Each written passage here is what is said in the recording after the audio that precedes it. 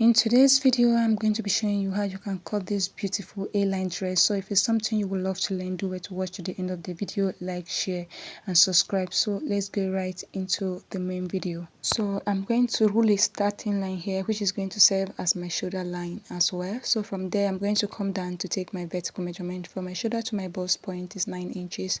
I'll mark that and extend the point across. Then from the shoulder line again, I'm going to come down to mark my underbust. From my shoulder to my underbust is 12 inches. I'm going to mark that all the way to have a straight line across. I'll go ahead and connect the points like so.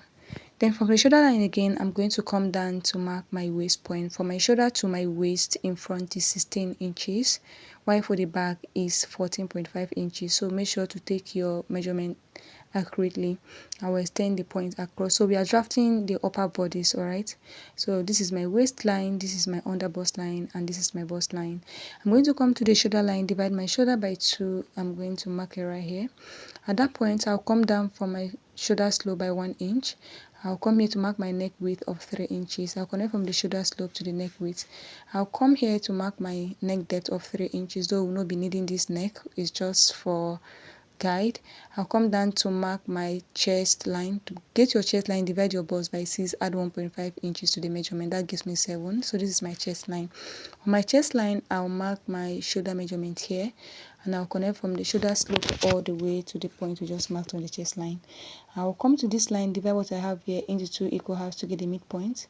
At the midpoint, I'll go in by half an inch. I'll come to the chest line, divide my bust circumference by 4. I'm going to mark it right here. And I'm going to connect all these points to form my armhole like so.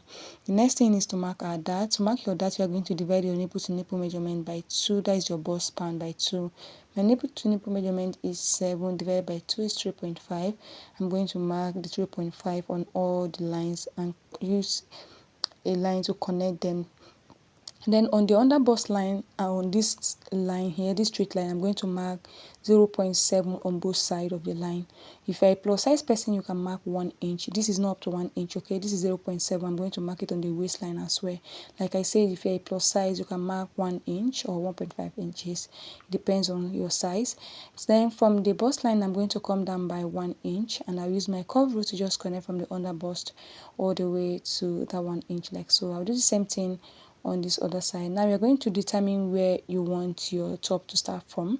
So I'm going to come up by 1.5 inches because I want here covered a bit. All right, I will extend the point across. Then I'm going to mark my bust span divided by 2 here as well. I'll connect from that line all the way to that point. I'll extend the line this way. I'll come here, mark half an inch on both sides of this line to tighten up this over bust. Then I'll go ahead and connect it back into the original line with my curve rule this way. So the next thing is to impute our round body measurement. We've already marked our bust measurement here, so I'm going to add my sewing allowance of 1.5 inches. I'll come to the under bust, divide my under bust by 4. This dart we took here, we're going to replace it, then add my sewing allowance of 1.5 inches as well. I'll come to the waistline, divide my waist by 4. I'll mark it here. The dart intake here, I'll replace it, then add my sewing allowance as well. I'll go ahead and shape my pattern paper. Next thing we are going to do right now is to mark our bust dart. And to mark your bust dart, this is the difference you have from your shoulder to your waist in front and back. My shoulder to my waist in front is 16, while the back is 14.5 inches. So the difference is 1.5 inches. I'll come down from the bust line by that 1.5 inches and I'll connect. So by the time you close your bust dart, you're going to have the back pattern and the front equal. All right, so this is necessary. So for the neck here, you can decide to leave it straight like this or just give it a sweetheart neck. It depends on what you want. So this is basically for the front pattern. I'll go ahead and cut this. I'll make sure to close down your bust dart before cutting this so that you can adjust your line properly. So this is our center front and this is our side front, and we're going to be cutting times 2 of this side front, and then you're going to cut this on fold. All right, so this is basically for the front. We keep this aside so we can work on the back pattern. For the back pattern, I've already ruled out the lines. My bust line and my waistline, which is 14.5 inches from the chest line, and have my zip allowance of 1 inch. I'll come to the shoulder line, divide my shoulder by 2. Make sure your measurements are taken after your zip allowance. At that point, I'll come down by 1 inch for my shoulder slope. I'll mark my neck width of 3 inches, and I'll go ahead and connect. I'll come down to mark my chest line using the same formula. Divide your bust by 6, add 1.5 inches to the measurement, just the way you did for the front pattern.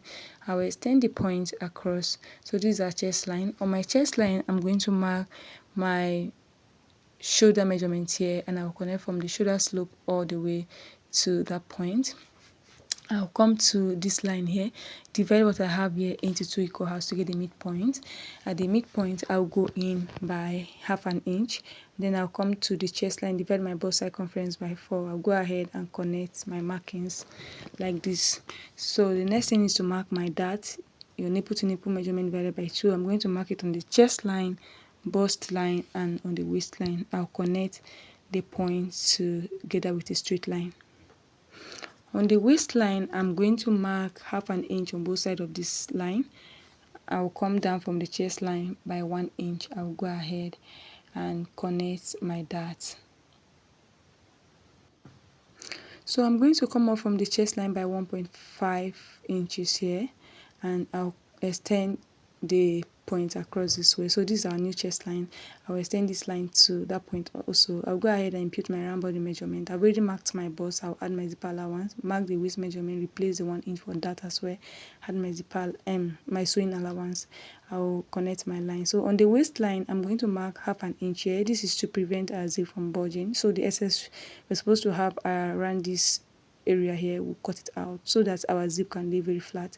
So I'm going to come down here by 1 inch to give it a curve at the back here, this center back. I came down by 1 inch, and I'm going to connect all the way to my new chest line with my curve rule this way. And this is basically it for the back pattern. Very easy. We'll go ahead and cut this out.